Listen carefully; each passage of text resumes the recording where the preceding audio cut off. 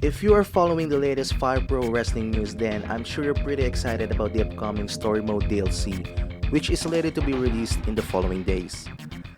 The Champion Road Beyond DLC will be the continuation of the Super FPWW Wrestling Special Story Mode that's been penned by celebrated game designer Koichi Suda, or better known as Suda51. The game is widely known for its depressing ending, but what really led to the protagonist's demise? Let's take a look back at the story of the infamous Champions Road.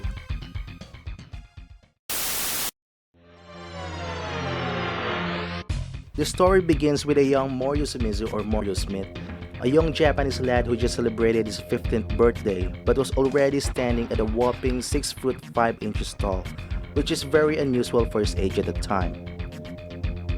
He was wandering through a small town when he passed by the front entrance of a dojo and caught the attention of the dojo head trainer Wakamoto Itetsu, who is based on real-life wrestler and trainer Kotetsu Yamamoto.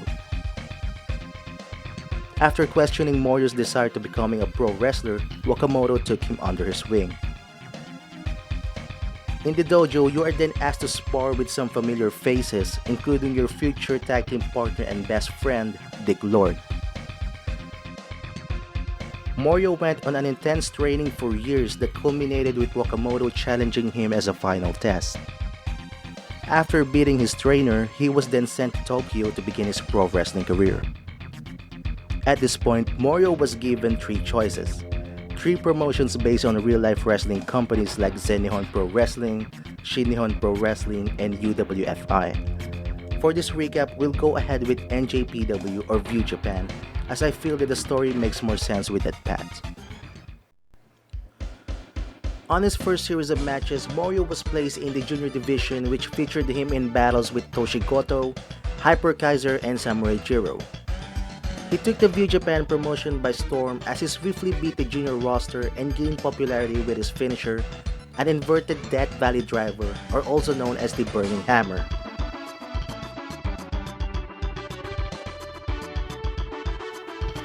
Morio's wrestling style was well received by the audience, and that would elevate him quickly to the heavyweight division.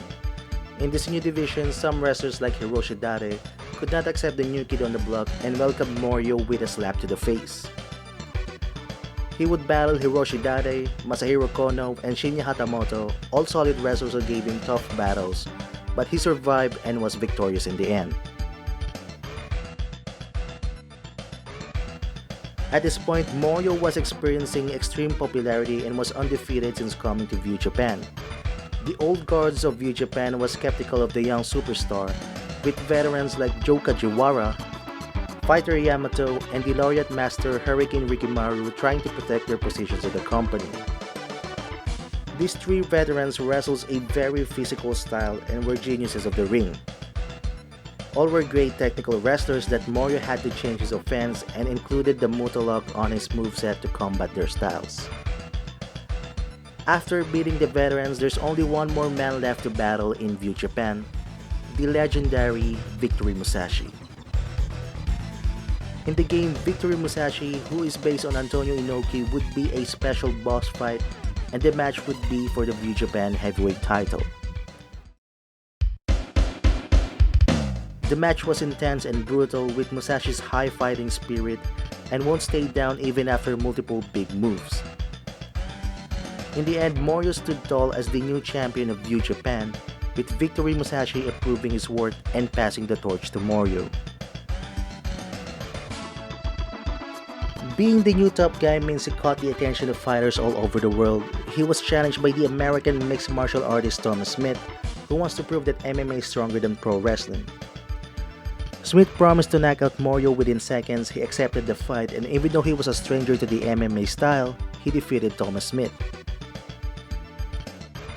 The challenge doesn't stop there, as the karateka by the name of Masayuki Sadake calls him out and his win as a fluke, and that he would end Morio and pro wrestling once and for all. Sadake's speed and kicks didn't matter in the end, as Morio once again stood tall, beating 2 fighters in a row.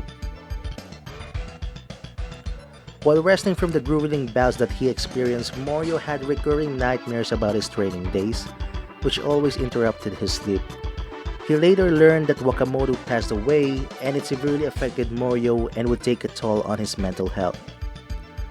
A few days later, he traveled to Switzerland to take some time off from the pressure of becoming one of the best wrestlers in Japan and having to deal with Wakamoto's death.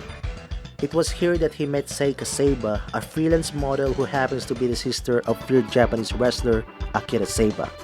Morio was captivated by her beauty, and after spending some time together, Morio's mood was uplifted and he decided he wants to fight again, so he sought the strongest fighter in Switzerland. He found the swift kicker who is known as Andre Fag. Once again, Morio was victorious and proved that pro wrestlers could hang with the best of MMA fighters. His performance caught the eye of the Dynamic Kid, who is also a former student of Wakamoto. The Dynamic Kid had been scouting Morio for a while and noticed his sadness, describing Morio as an empty shell. Upon hearing these words and after a long talk, Morio promised to be tougher, as this is what his late trainer would want. Morio confessed his feelings for Seika and returned to Japan to resume his pro wrestling career. Chapter 7 begins by Morio being confronted by Akira Seiba, the champion of a new top promotion who wants to recruit worthy wrestlers for the company. Morio, wanting to prove that he is the best, accepts the offer and enters the HWA and face the top contenders for the title. During this new chapter, Morio would face the top wrestlers signed by HWA, which is Mr. K, Thunder Ryu, and Katsushi Okita, all who are crafted veterans. Despite having some sort of ring rust, Morio found the strength to push through and defeated these three veterans and finally became the #1 contender for the HWA Championship. Despite a strong showing, Morio would ultimately be defeated by Seiba, something which he hasn't experienced since debuting. This would hit Morio really hard, which once again affected his declining mental health. After beating all possible contenders, Akira Seiba left the HWA and vacated his title in search for stronger competition. Before he left, Akira advised Morio to train in the US if he wants to face him again. Depressed and alone, Morio traveled to the US to seek for the man known as the ultimate god of pro wrestling, who Morio thinks could help him get back on track. His search would lead him to an old school gym which resembles the dojo where he started. Upon entering, he was welcomed by the god of pro wrestling, whose name is Carlos Closer.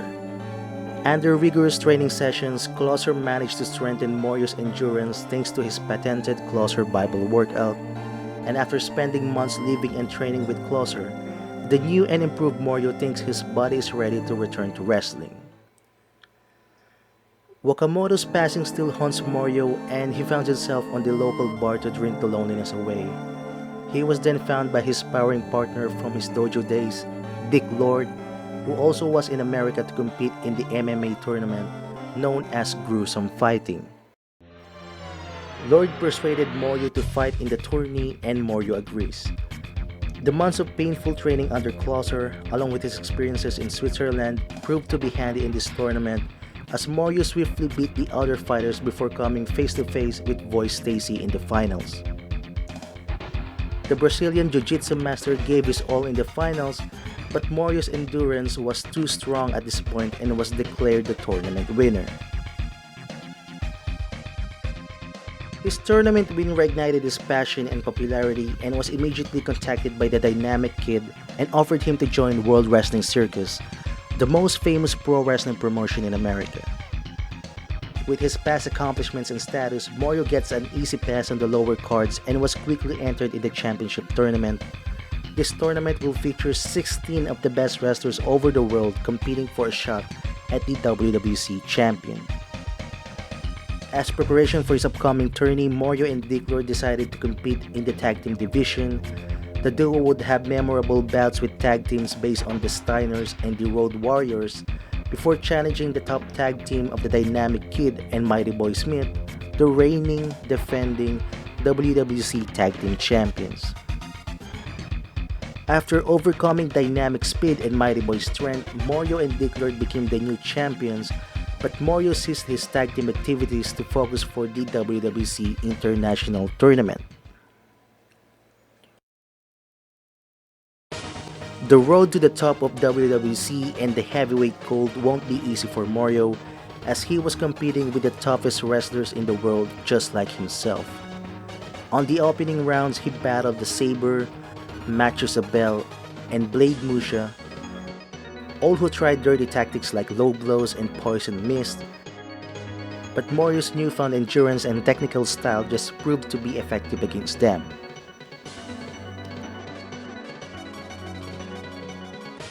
He would then face another Japanese favorite, Tomy Bomber, in a showdown before besting out American top guy Axe Duggan in the tournament. Eventually, Morio and Akira Seiba is destined to meet again, and they fought to determine the top contender for the WWC Championship. Determined, larger, and stronger than before, Morio finally defeats Akira, and the two ended their rivalry.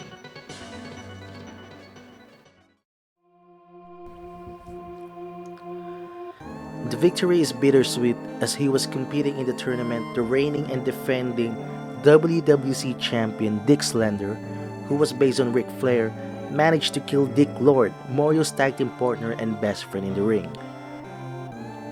At this point, Morio's mid-emotions went haywire and vowed to get vengeance for his fallen friend. Seika tried to stop him, but Morio is determined to get revenge, thus costing his budding relationship with her. The blood-hungry Slender, who did not show any remorse at all, added insult to injury by also confessing that he murdered Morio's trainer, Itetsu Wakamoto. This would be the final nail in the coffin for Morio, and with all his hatred, challenged Slender into a match immediately, with Slender's title and Morio's sanity on the line. In the game, this final match could end in two ways. The bad ending would actually see Morio die in the ring and the screen turns to white. But in the good ending, if it's any good, would see Morio rightfully defeating Slender, thus becoming the new champion.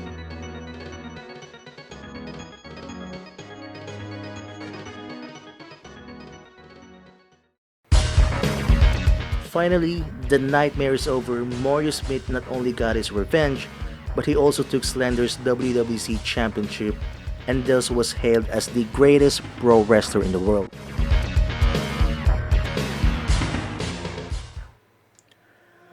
Once again, the celebration would be bittersweet as Morio's crippling depression finally caught up with him full scale. After reaching the highest mountain that he could ever climb in pro wrestling, Morio realized that there's no one to share his victory with. With Wakamoto and Lord passing away and Seika leaving him, he came to accept that in the end, despite all his fans, money, and peers in wrestling, he was all alone. Exactly 3 days later, Morio Smith committed suicide via gunshot on his home.